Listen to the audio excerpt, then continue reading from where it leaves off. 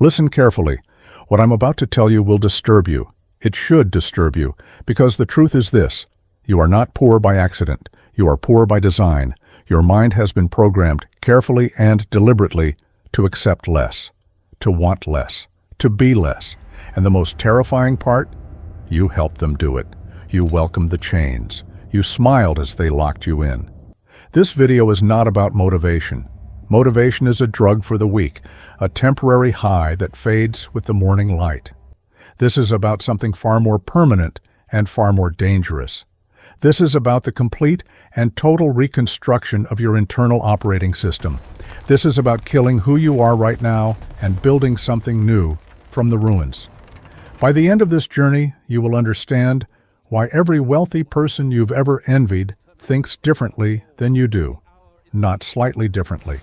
Fundamentally, structurally, neurotically, differently.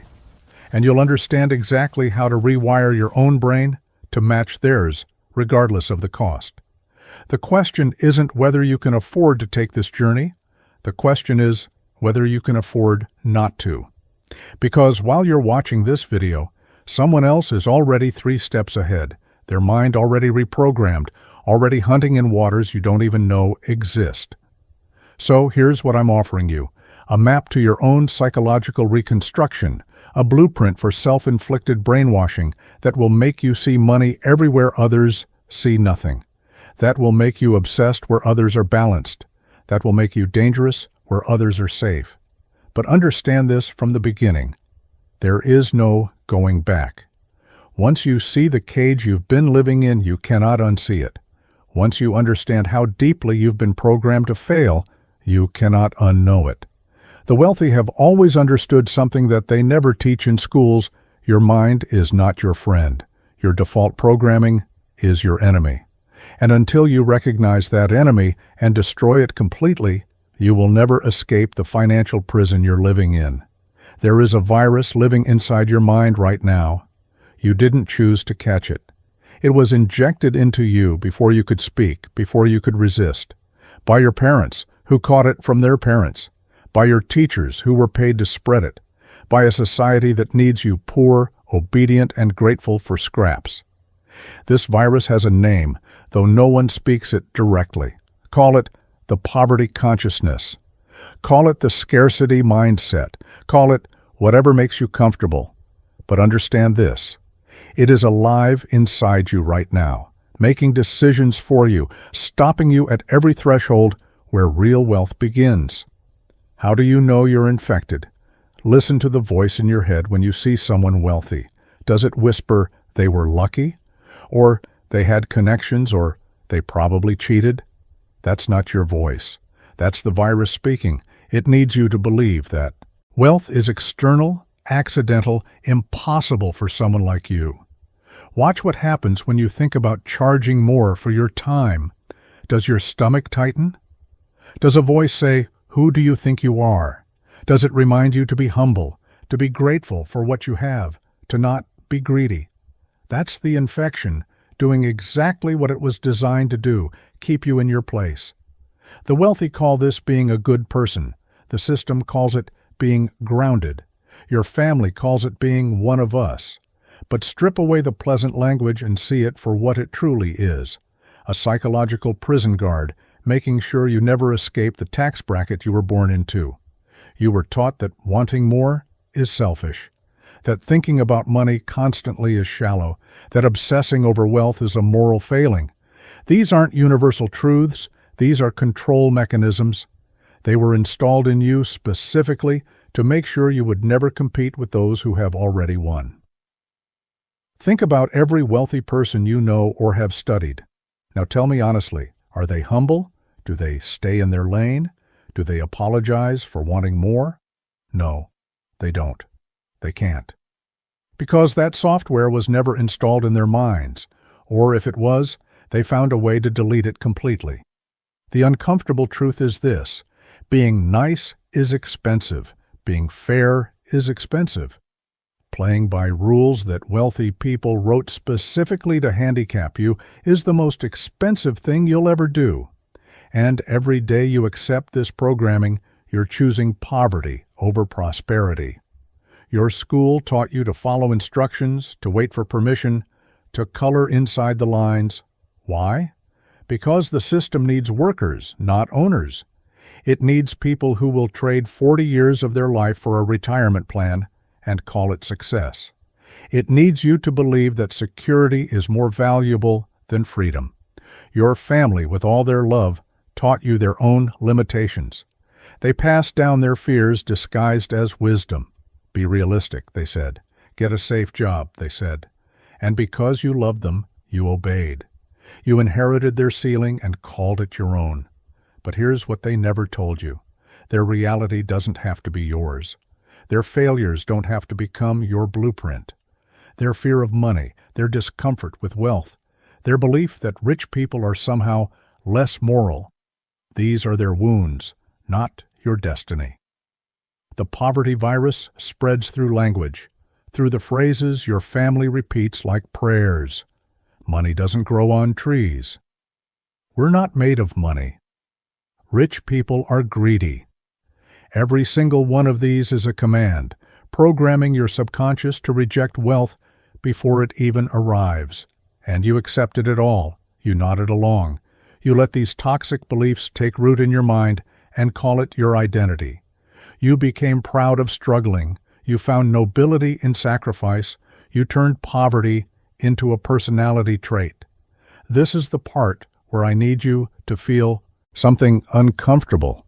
I need you to feel disgust, not at your family, not at society, at yourself, for accepting this programming without question, for living 20, 30, 40 years in a mental cage and never once trying to break free. Look in the mirror right now. Go ahead. Actually do it. Look at the person staring back at you. That person is why you're not wealthy yet, not the economy, not your circumstances, not your past. That person, with their current mindset, their current habits, their current identity, is the obstacle. The hardest truth you'll ever swallow is this: you cannot become wealthy while remaining who you are today. The math doesn't work. The psychology doesn't align. The person you are right now is perfectly calibrated to produce the results you currently have. To get different results, that person has to die. This isn't metaphorical. I'm not being dramatic for effect.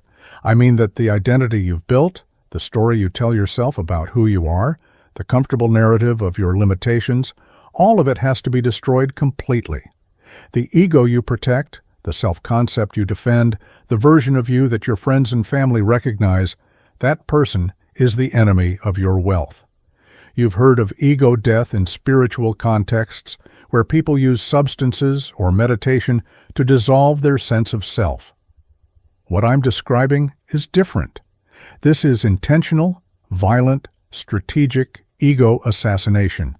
This is looking at every belief you have about yourself and asking, does this serve my wealth or does it serve my poverty? Your politeness? Poverty. Your need to be liked by everyone? Poverty. Your fear of seeming arrogant or aggressive? Poverty. Your attachment to being the good guy in every situation? Poverty. Every single aspect of your personality that makes you comfortable in mediocrity is a tumor that needs to be removed. This process will hurt. It should hurt. Because you're not just changing your mind, you're killing your identity. You're murdering the version of yourself that your parents raised, that your friends know, that looks back at you from old photographs. That person was never going to be wealthy. That person was designed for survival, not domination. Stand in front of that mirror and practice saying things that would have made the old you uncomfortable. I am destined for millions. I will dominate my market. Failure is not possible for me.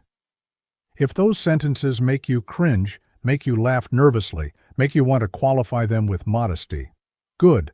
That's the old identity fighting for its life. Let it die. The wealthy experience reality differently because they've already completed this death. They've already killed the part of themselves that asks permission, that waits for approval, that needs external validation before taking action. They operate from a place of assumed inevitability, not hope, not confidence, inevitability.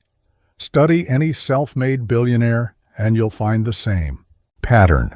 At some point, They stopped being a regular person who wanted success and became something else entirely. They crossed a psychological threshold where their wealth became more real to them than their current poverty, where their future self became more real than their current circumstances. Elon Musk wasn't always Elon Musk. Steve Jobs wasn't always Steve Jobs. There was a moment, a decision point, where they killed who they were and became who they needed to be. They didn't gradually improve. They didn't slowly evolve. They executed their old selves and built new ones from scratch. This is where most people fail. They want transformation without death. They want to become wealthy while keeping all their comfortable beliefs, all their safe relationships, all their familiar patterns. It doesn't work that way. You cannot serve two masters. You cannot be both the person you are and the person you need to become. One must die for the other to live. Here's the technique that separates those who actually transform from those who just talk about it. Active rejection, not passive improvement. Active rejection. Every time you catch yourself thinking like your old self, you don't just correct it, you attack it. You feel genuine disgust for that thought. You treat it like the enemy it is. Shame, properly directed, becomes rocket fuel. When you feel embarrassed about your past failures, about your current circumstances, about the gap between where you are and where you should be, don't suppress that shame. Convert it. Let it burn. Let it become a rage that wakes you up at 4 a.m, ready to destroy every obstacle between you and your goals. The old spiritual teachings tell you to love yourself, to accept yourself, to be gentle with yourself. That's fine for people who want to stay exactly where they are. But you're not trying to maintain. You're trying to explode past every limitation you've ever accepted. That requires a different fuel. That requires controlled violence against your own mediocrity. Your friends will notice the change. They'll say you've become intense or obsessed or not yourself anymore. They're right. You're not yourself anymore. That's the entire point. The person they knew was programmed for poverty. This new version is being programmed for wealth. They can either evolve with you or stay behind. Environment is not neutral. The people around you are not passive observers of your transformation. They are active participants in your programming. Every conversation, every joke, every casual comment is either building your new identity or reinforcing your old one, and most people in your life right now are reinforcing the old one. This is not because they're bad people. This is because they need you to stay the same. Your transformation threatens their reality. If you can change, it means they could change. If you can escape, it means they chose to stay. Your wealth makes their poverty a choice instead of fate. And most people will do anything to avoid that realization. Watch what happens when you start talking differently about money, when you start setting bigger goals, when you start acting like someone who expects to win. The people closest to you will become the first line of resistance. They'll disguise their fear as concern. They'll package their limitations as wisdom. They'll try to pull you back to their level and call it love. Be realistic, they'll say. What they mean is, be small like me. Don't get your hopes up, they'll say. What they mean is, don't make me feel bad about my own crushed dreams. Remember where you came from, they'll say. What they mean is, stay where you are so I don't have to. The psychological research on this is clear. You become the average of the 5 people you spend the most time with. Not kind of like them, not influenced by them. You become them.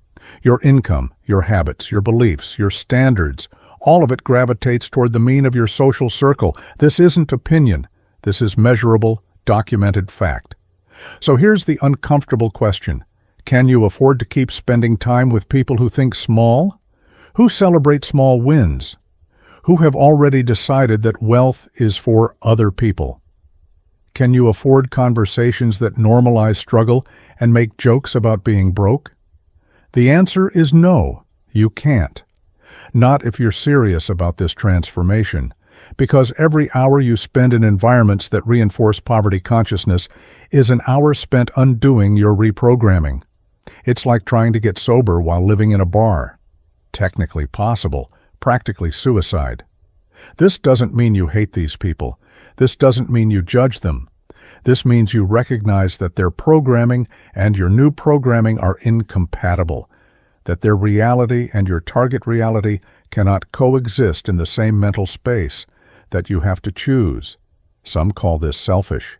The wealthy call it necessary, because while you're worried about hurting feelings and maintaining relationships that drain you, someone else is surrounding themselves with people who make them better, who challenge them to grow, who expect excellence as the baseline. Create distance, not dramatic announcements, not burned bridges, just strategic, deliberate distance. Become less available. Spend more time alone. Build a fortress of silence around your transformation period where the only voices allowed in are ones that serve your new programming. This isolation isn't permanent. This is incubation. This is the cocoon phase. When you emerge on the other side, wealthy and transformed, you can reconnect on your terms. But right now, you're vulnerable. Your new identity is fragile. It cannot survive constant exposure to people who think wealth is luck, that money is evil, that wanting more is wrong. Fill the space with new voices, audiobooks from people who built empires, podcasts with billionaires explaining how they think, biographies of people who started with nothing and created everything. These become your new social circle. These voices become your new normal. This is what your brain marinates in until their patterns become your patterns. The poverty mindset spreads like a virus because it's transmitted through language and emotion.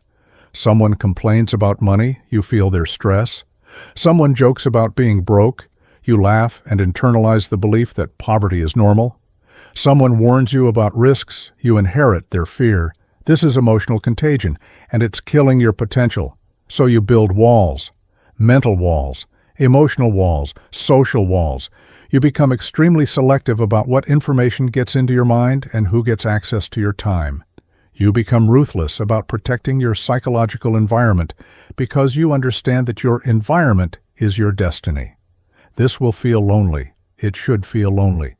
Because you're in transition between two worlds, you no longer belong with people who think small, but you haven't yet arrived where people think big. You're in the void, the gap, the in-between space where all transformation happens. Most people panic in this void and run back to comfort, back to familiar faces and familiar thinking, back to being the person everyone expects them to be. They choose belonging over becoming. They choose comfort over wealth. And they spend the rest of their lives wondering what could have been. Don't be most people. Your brain is a machine, and like any machine, it can be programmed, reprogrammed, hacked. The question is whether you're going to let random inputs from society program it, or whether you're going to take control and install the operating system that serves your wealth. Neuroplasticity is the scientific term for your brain's ability to rewire itself. Every thought you think, every action you take, every belief you repeat is physically changing the structure of your brain, creating new neural pathways, strengthening some connections, weakening others. You are literally sculpting your brain with your daily mental habits. The poor use neuroplasticity accidentally, randomly, unconsciously. They let their brain get shaped by whatever happens to them, by what they watch on TV, by what their friends say, by what feels comfortable in the moment. And they end up with a brain perfectly designed to keep them exactly where they are. The wealthy use neuroplasticity like a weapon. They deliberately, aggressively, obsessively feed their brain specific inputs designed to create specific outputs. They're not hoping to change. They're engineering change at the neurological level. This is not about affirmations. Forget everything you think you know about affirmations. Standing in front of a mirror saying, "I am wealthy," while you're broke, doesn't work because your brain knows you're lying. It creates cognitive dissonance. It actually reinforces the gap between where you are and where you want to be.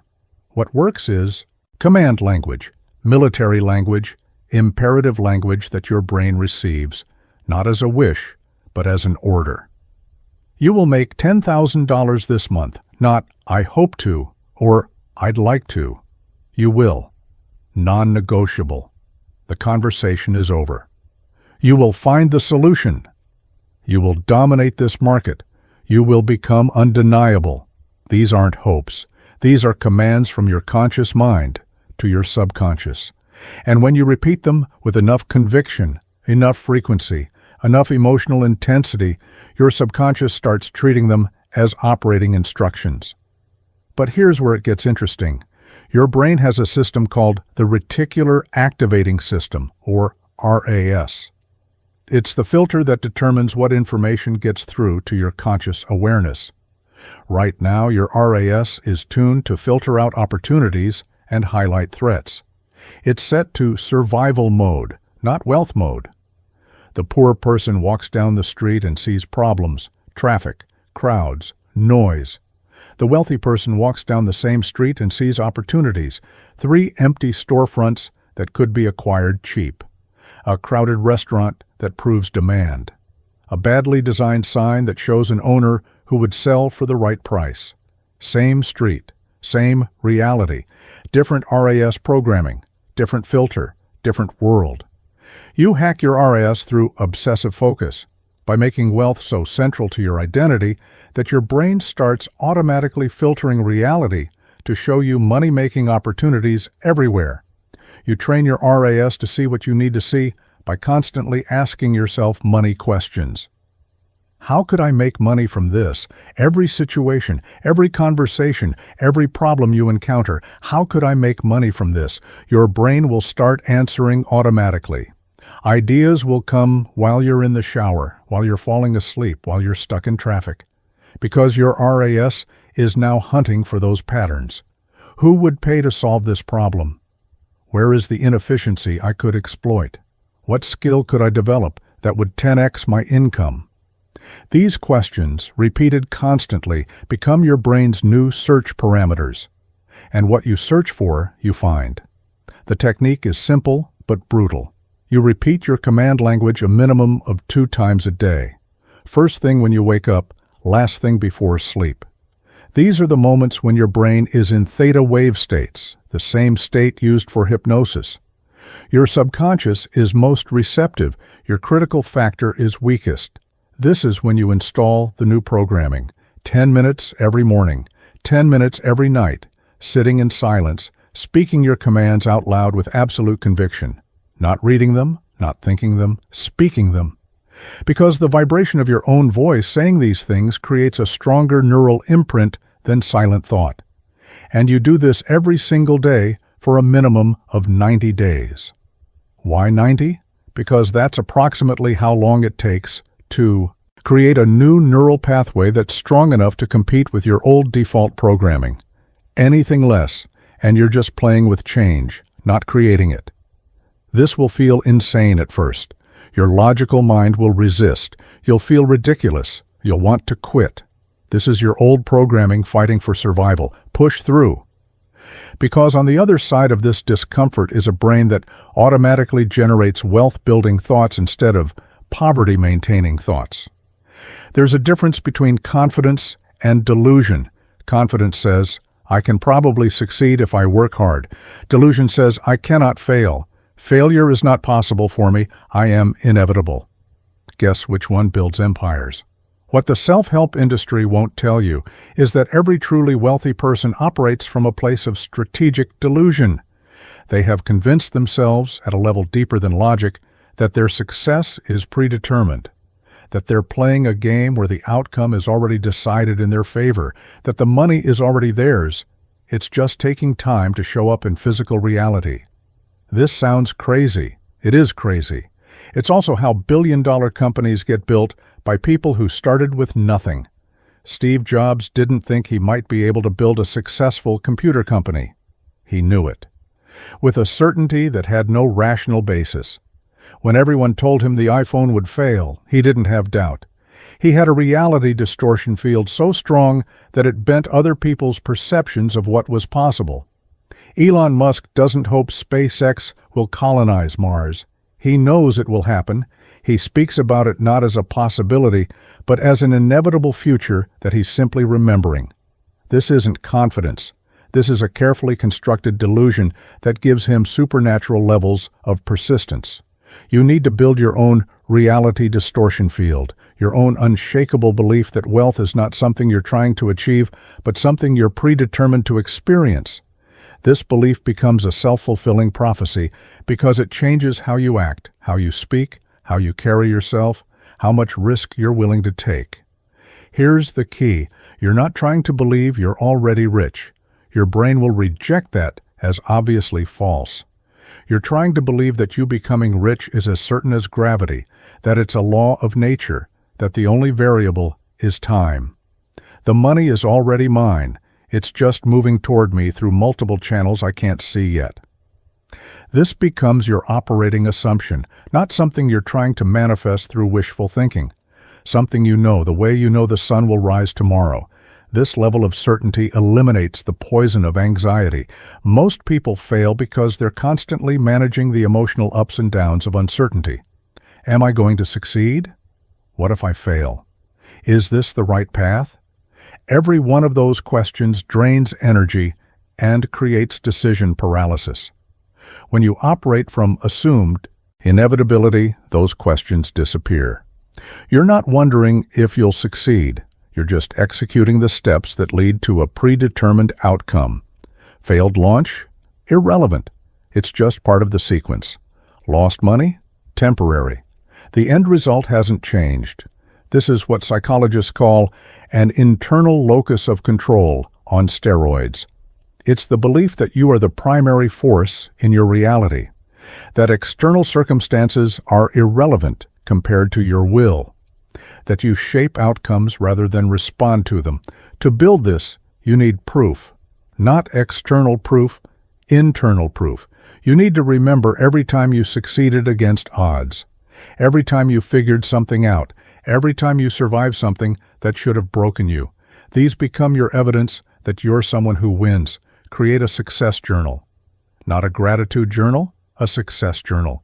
Every single day, write down 3 things you accomplished, no matter how small. Made the sale. Had the difficult conversation. Woke up on time. These micro wins compound in your subconscious until your brain starts identifying you as someone who succeeds habitually. Then, take it further. Write your future memories. Describe in present tense detail what it feels like to close your first $1 million deal, what you're wearing, who's in the room, what the contract looks like, the weight of the pen in your hand. You're not visualizing. You're remembering something that hasn't happened yet. Do this enough, and something strange happens. Your brain starts treating these future memories as real memories. It can't tell the difference between a vividly imagined experience and an actual experience. So it starts to believe that you're someone who has already done these things, that you're someone who operates at this level. This is not positive thinking. This is psychological warfare against your own doubt. This is installing a God complex that's strategic, not destructive. You're not claiming to be better than other people. You're claiming absolute authority over your own destiny. Big difference. The wealthy don't hope. They don't wish. They don't pray to external forces. They command. They decide. They declare. And then they execute with the certainty of someone following a map to buried treasure that they personally buried. Become that person. The one who speaks about future millions the way others speak about upcoming weekends. Certain, casual, inevitable. Let me tell you about emotions you've been taught to suppress. Envy, greed, anger, lust. Society calls these vices. Religions call them sins. Your mother told you to rise above them. But here's what nobody mentions. These emotions are nuclear power plants. The question is whether you're going to let them destroy you or whether you're going to harness them to fuel your empire. Envy is a map. When you feel that sharp spike of jealousy seeing someone else's success, your body is giving you GPS coordinates. It's showing you exactly what you want but haven't admitted to yourself yet. Most people feel envy and either suppress it or let it turn into resentment. The wealthy feel envy and say, "Thank you for showing me where I'm going next." Stop pretending you don't envy people. Stop calling it admiration or inspiration when what you really feel is a burning desire to have what they have. Name it correctly. Feel it fully. Then extract the information it's giving you. What specifically are you envying? Their car, their freedom, their confidence, their attention? Each answer reveals a target. Create an envy list. Seriously. Write down everyone you envy and exactly what about them triggers that feeling. This list becomes your roadmap. These are your goals, uncensored by what you're supposed to want. This is your actual desire structure showing itself. Then comes the critical part. You use that envy as fuel. Every time you feel it, you channel it immediately into action. Saw someone close a deal you wanted? Don't mope. Make 50 cold calls right now. Saw someone with the physique you want? Don't rationalize why they had advantages. Go to the gym immediately. Transform the poison into motion. Anger is even more powerful. You've been taught that anger is destructive, that you need to manage it, control it, breathe through it. But anger is kinetic energy. It's your body preparing you to break through obstacles. The only question is whether you're going to waste it punching walls or invest it into punching through limitations. Are you angry that you're not where you should be? Good. Use it. Let that rage wake you up early. Let it keep you working when others quit. Let it burn through every excuse you've ever made. Angry at people who doubted you? Perfect. Prove them wrong so thoroughly that they have to swallow their words. The key is direction. Undirected anger explodes outward and destroys relationships. Directed anger is a cutting torch that burns through any obstacle between you and your target.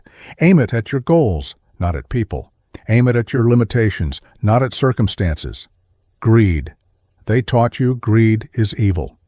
Meanwhile, every building in your city, every product you use, every service you enjoy exists because someone was greedy enough to build it. Greed created everything. Greed is the engine of progress. The question is whether your greed is big enough. Stop apologizing for wanting more. Stop qualifying it with, I just want to be comfortable. No, you want to be rich. You want excess. You want abundance so profound that you can be wasteful with it. Say it. Feel it. Let that desire become so strong that it horrifies your old self. Your greed should be architectural. You don't just want money. You want monuments. You want systems that generate wealth while you sleep. You want to build something so substantial that it outlives you. This isn't evil. This is ambition at the scale that actually changes your life. Then there's the shadow aspect nobody discusses. Sexual energy. Freud called it sublimation, the redirection of sexual energy into creative and productive pursuits. Every great empire builder understood this instinctively. They felt that raw, primal drive, and instead of dissipating it through cheap pleasure, they channeled it into building. This is why the most successful people often have this intense, almost violent energy around them. It's not just ambition. It's biological drive that's been redirected from reproduction to creation, from making children to making millions. The energy is the same. The target is different. If you're constantly seeking easy dopamine through pornography, casual sex, or mindless pleasure, you're bleeding out the energy that should be building your empire. Not because these things are morally wrong, because they're strategically expensive. They release pressure that should be driving you forward. Channel everything. Every emotion you feel, every urge, every spike of aggression or desire, all of it gets pointed at your goals. You become a laser instead of a light bulb, focused, concentrated, hot enough to cut through steel. This is shadow work for wealth, not suppressing the dark parts of yourself, not transcending them, weaponizing them, turning every emotion that society told you was negative into rocket fuel for your transformation. Stop trying to be a good person. Start trying to be a powerful person. Stop trying to be liked. Start trying to be respected. Stop trying to be comfortable. Start trying to be undeniable. Dopamine is the currency of your brain's reward system, and right now, you're broke. Not because you don't have enough dopamine, because you've trained your brain to release it for worthless activities. Social media scrolls, sugar hits, pornography, video games. Your brain is handing out its most valuable neurochemical for things that give you nothing in return. This is why you can't focus. This is why you can't sustain effort. This is why you start projects and quit. Your dopamine system is hijacked by supernormal stimuli, artificial pleasures that give you bigger hits than anything in nature ever could. And compared to these hits, building wealth feels unrewarding.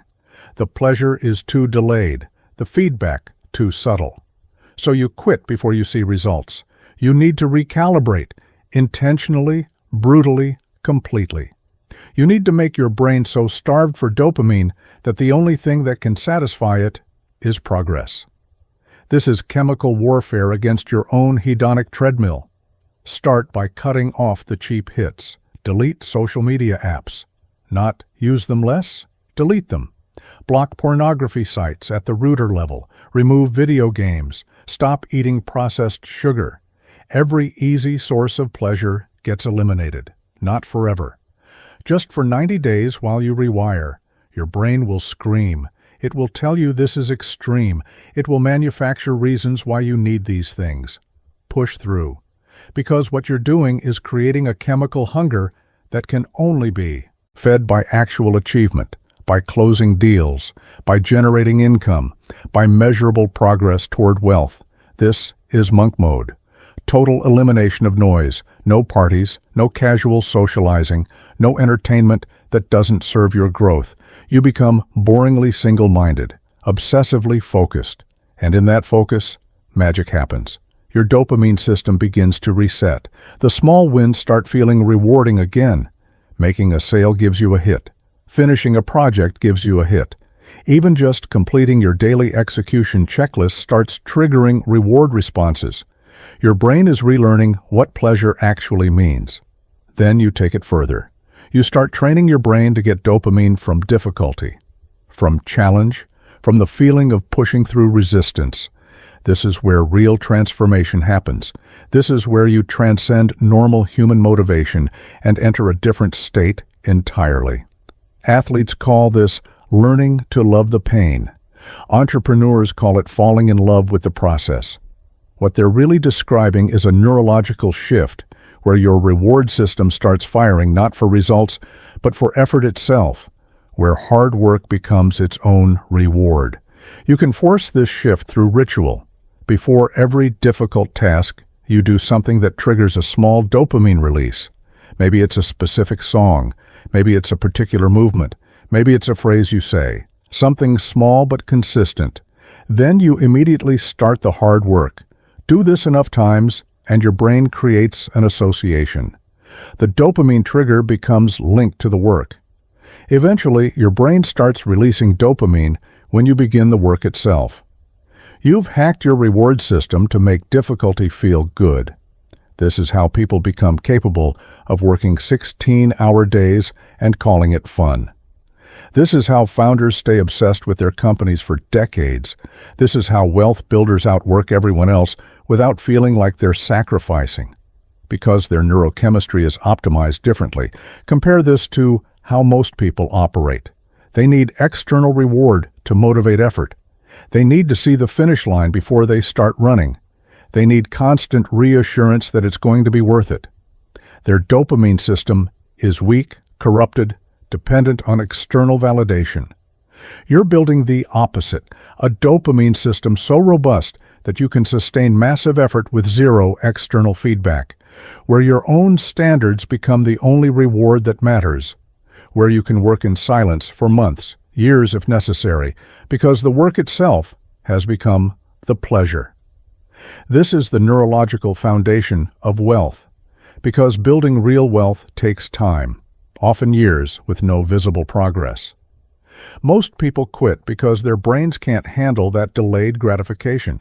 But if your brain is getting rewarded by the process, by the discipline, by the daily execution, then time becomes irrelevant. Recalibrate your reward system. Starve out the weak. Pleasures. Feed only the strong ones.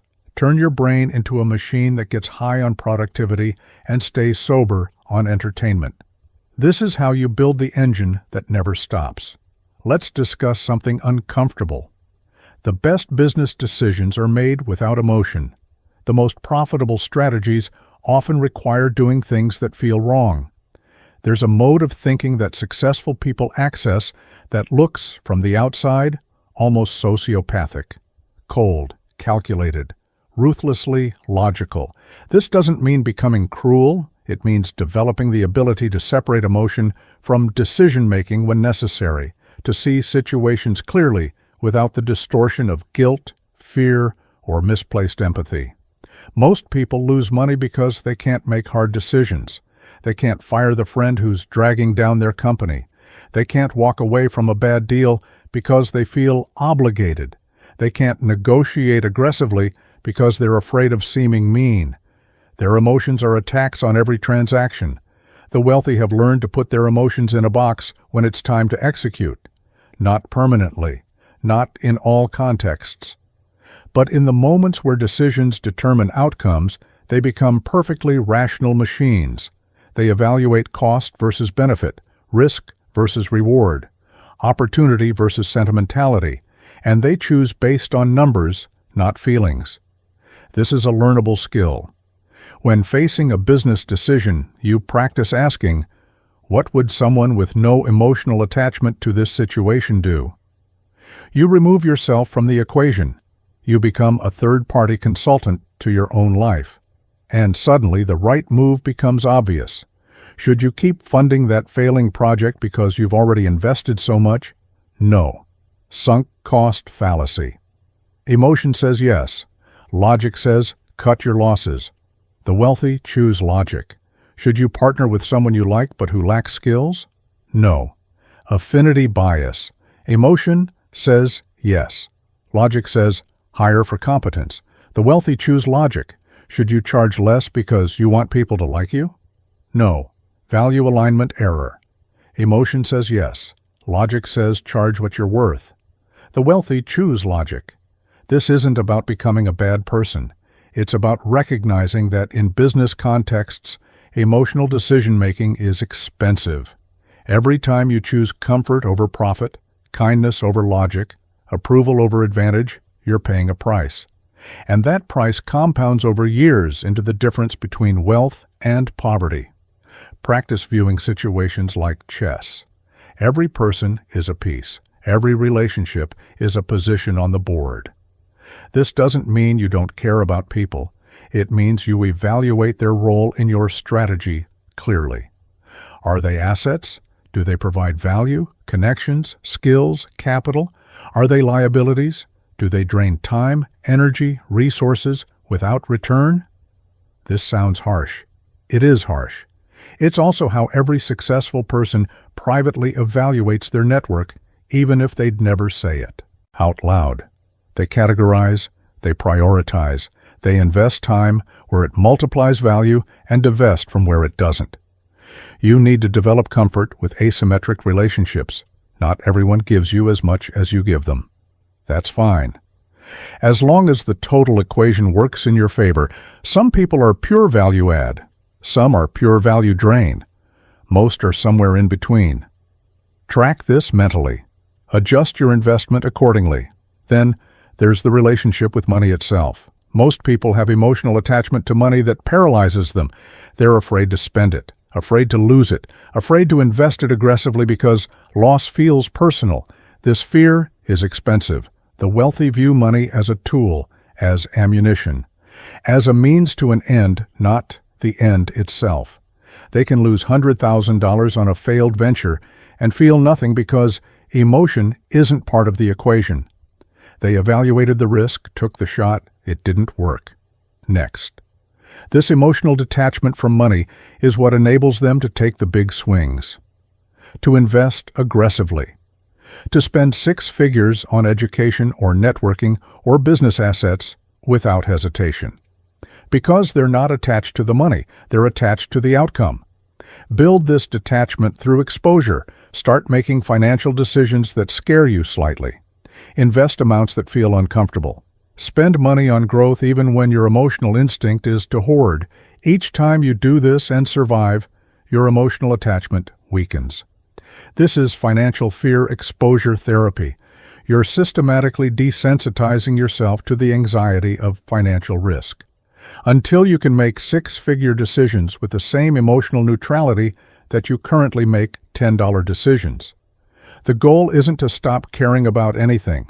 The goal is to be able to activate this mode when necessary, to have a switch you can flip that turns off the emotional noise and turns on pure strategic thinking, to become, when needed, a perfectly rational optimizer of outcomes. Balance is a myth sold by people who already failed, by people who tried hard once, didn't get immediate results, and rationalized quitting by calling it finding balance, by people who need you to stay at their level so they don't feel bad about their own limitations. Look at anyone who built something substantial. Elon Musk sleeping in his factory, Kobe Bryant training at 4 a.m., every successful founder working 100-hour weeks for years. These aren't balanced people. These are obsessed people. And their obsession is exactly why they won while others lost. You've been lied to about obsession. You've been told it's unhealthy, that you need hobbies and downtime and work-life balance. Meanwhile, while you're taking your balanced weekends off, someone else is working. While you're pursuing your diverse interests, someone else is going deeper on the one thing that will make them wealthy. While you're being well-rounded, someone else is becoming specialized to the point of dominance. Obsession is not the problem. Unfocused obsession is the problem. Obsession on things that don't compound, that's the problem. But obsession on wealth building, on skill development, on business growth, that's not a disorder. That's the minimum requirement for exceptional results. You need to normalize thinking about money and business constantly, not some of the time, not during work hours. Constantly, when you wake up, when you shower, when you eat, when you're trying to fall asleep. Every idle moment should default to business thinking. This sounds exhausting. It is exhausting. At first. But then something shifts. The obsession becomes identity. Thinking about business stops being work and starts being who you are. You're not trying to be obsessed anymore. You just are. It's as natural as breathing. The technique for inducing this state is called total immersion. You eliminate every input that doesn't serve your obsession. No movies unless they're business documentaries. No books unless they're about wealth building. No podcasts unless they're interviews with successful people. No conversations unless they move your goals forward. Your environment becomes a monastery dedicated to one religion, wealth. Every surface has notes. Every wall has vision boards. Every screen defaults to business content. You're drowning yourself in the singular focus until that focus becomes your default state of consciousness. Most people can't do this.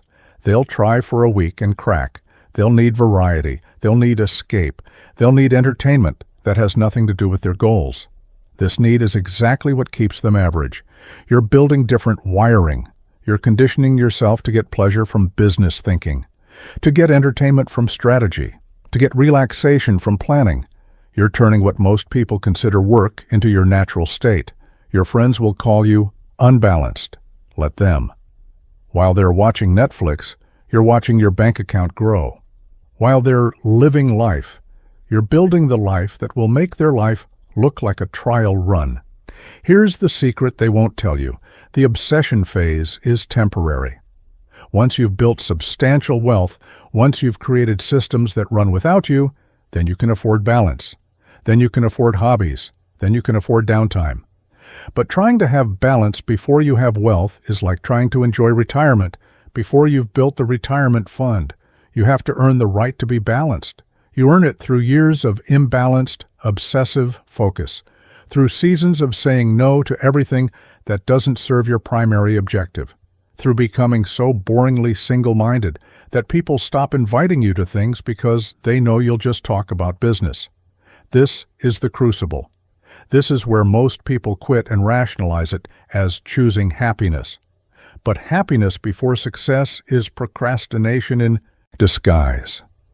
Real happiness comes from knowing you gave everything, from becoming who you were capable of becoming, from looking back and having zero regrets about effort. Make the obsession your identity. Let it consume you completely.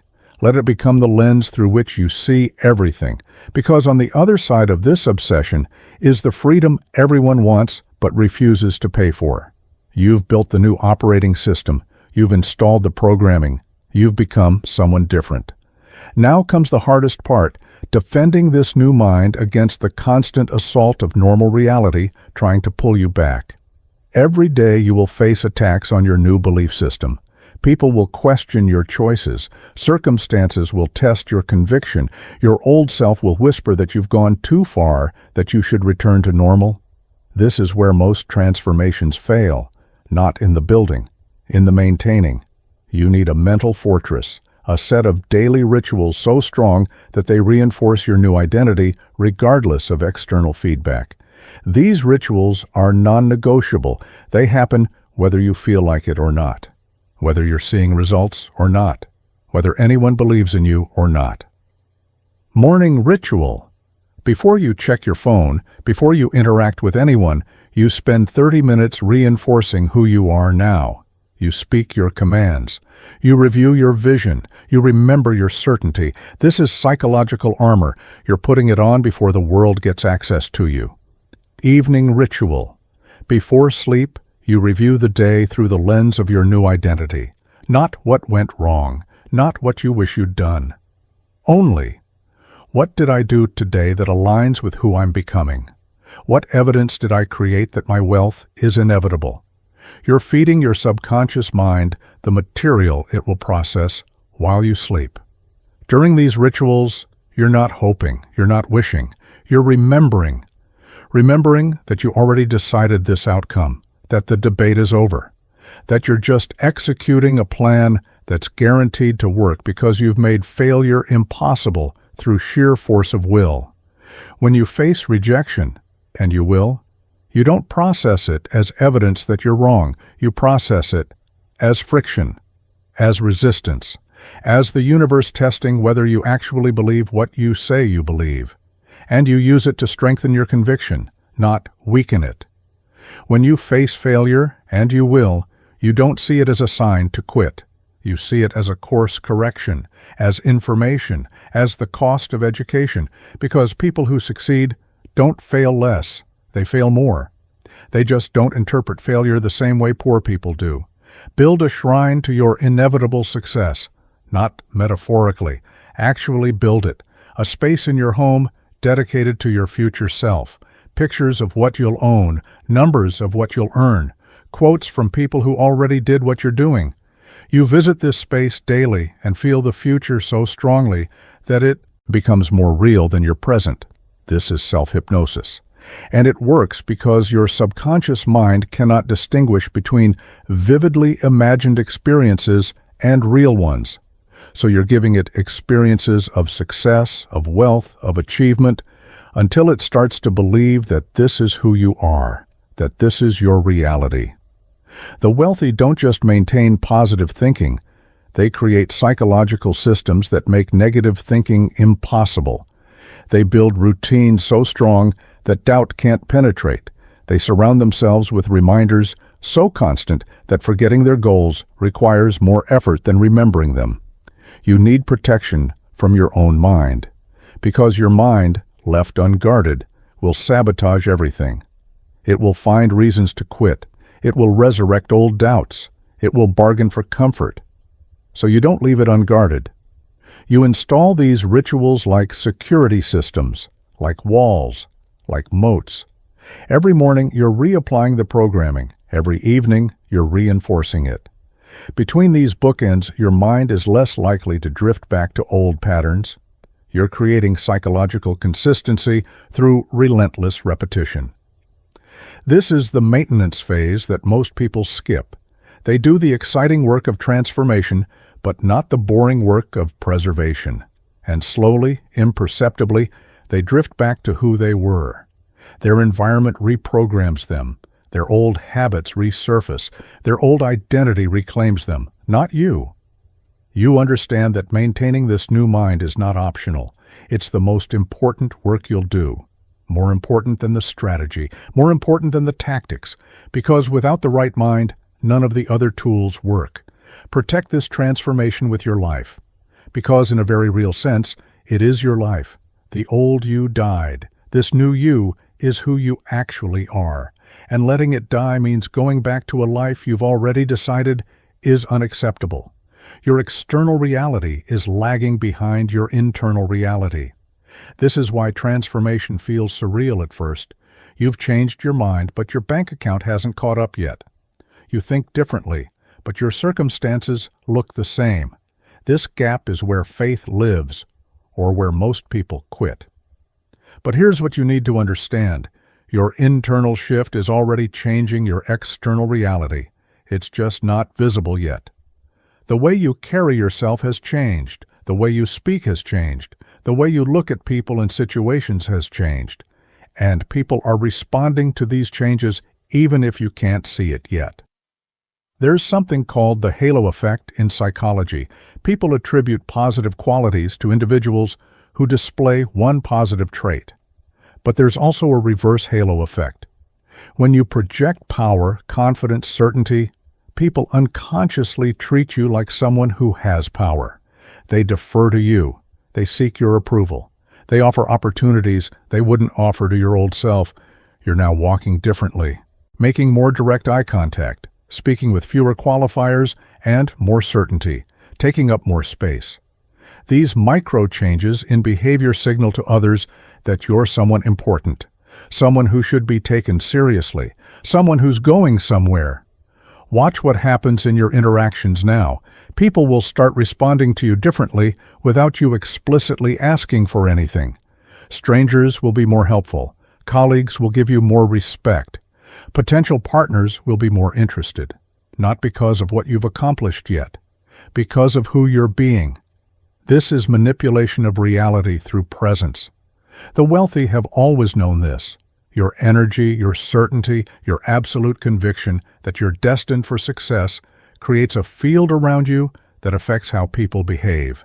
They want to be associated with you. They want to help you succeed because being part of your story seems valuable. Practice this consciously. When you enter a room, assume you're the most important person there, not in an obnoxious way, in a quiet, certain way. Move like someone who owns the space. Speak like someone who expects to be heard. React like someone whose time is valuable. The fascinating part is that when you do this with complete conviction, rather than pushing people away, it draws them in. People are attracted to certainty, to power, to individuals who seem to know something others don't. Your new energy becomes magnetic. This is why successful people often seem to get lucky. Opportunities seem to find them. The right people seem to appear at the right time. It's not luck. It's that their energy and behavior create conditions where opportunities can materialize. They're broadcasting a signal that says, "I'm ready for bigger things," and the world responds accordingly. But you have to actually believe it. You can't fake this. People can sense fake confidence instantly. They can smell desperation and neediness. What you're projecting now is different. It's not hope disguised as confidence. It's certainty based on your internal programming. It's coming from a place of genuine belief that wealth is inevitable for you. This belief changes your negotiation style. You don't ask for opportunities. You present yourself as the opportunity. You don't pitch desperately. You qualify whether situations are worthy of your time. You don't chase. You attract. And this reversal, this flip in polarity, changes everything. Money flows toward confidence, the way water flows downhill. Not confidence in what you'll do, confidence in who you are. The wealthy radiate this certainty that they're valuable, that their time is precious, that association with them is privileged. And money follows that signal. Start noticing this in your own experience. As your internal transformation deepens, your external results will begin to shift. The quality of opportunities will improve. The caliber of people in your network will upgrade. The amount of money flowing toward you will increase. All before you've made it. All because you've changed the signal you're broadcasting. This is the final piece. The internal work creates the external results, not directly, not in the simplistic law of attraction way, but through the 1,000 micro-adjustments in your behavior, your decisions, your interactions that come from genuinely seeing yourself as someone who's destined for wealth. We're at the end. But this isn't really an ending. This is a contract, a decision point, a moment where you either commit completely or you don't. Everything you've heard in this video will fade. The insights will blur. The intensity will soften. Unless you lock it in right now with a public declaration, unless you make it real by writing it down where others can see it, where you can't pretend later that you never heard this. Here's what I want you to do. In the comments below, write 3 things. First, write the one belief about money or success that you're going to kill starting today. The limiting thought that's been running your life that you now recognize as programming. Name it specifically. Second, write the new command you're installing in its place. The non-negotiable truth about your future wealth. Make it absolute. Make it certain. Make it a statement that would have made your old self uncomfortable. Third, write one action you're taking in the next 24 hours that your old self would never have taken. Something concrete, something that scares you slightly, something that signals to the universe that you've actually changed. This isn't optional if you're serious. This is the difference between people who watch transformation content and people who actually transform. The act of writing it publicly creates accountability. It makes your commitment real. It forces your subconscious to take this seriously. Understand what you're really doing here. You're performing a ritual. You're marking the moment where the old you died and the new you was born. You're creating a timestamp you can return to when doubt creeps in. You're making a promise to yourself that's witnessed by others. There is no going back from this point, not because you can't, because going back would mean admitting you weren't serious, that you were just consuming content like everyone else, that you were entertained but not transformed, and that admission would be more painful than pushing forward. You've seen the cage now. You understand how deeply you were programmed. You know exactly what you need to do to break free. The only question is whether you'll actually do it or whether 6 months from now you'll be watching another video like this, hoping for different information that will somehow be easier to implement. The information isn't the problem. The implementation is the problem. And implementation starts with commitment. Public, permanent, irreversible commitment. So write it, right now. Before you click away, before the moment passes, before your brain starts generating excuses about why you can wait. Because that voice, that resistance, that hesitation, that's the old programming fighting for survival. Kill it with action. Declare your new reality in writing. Make the death of your old self and the birth of your new self a matter of public record. This is your moment, the line in the sand, the point of no return. Everything before this was preparation. Everything after this is execution. Write your commitment now, or admit that you're not ready for wealth and come back when you are. The choice, as always, is yours.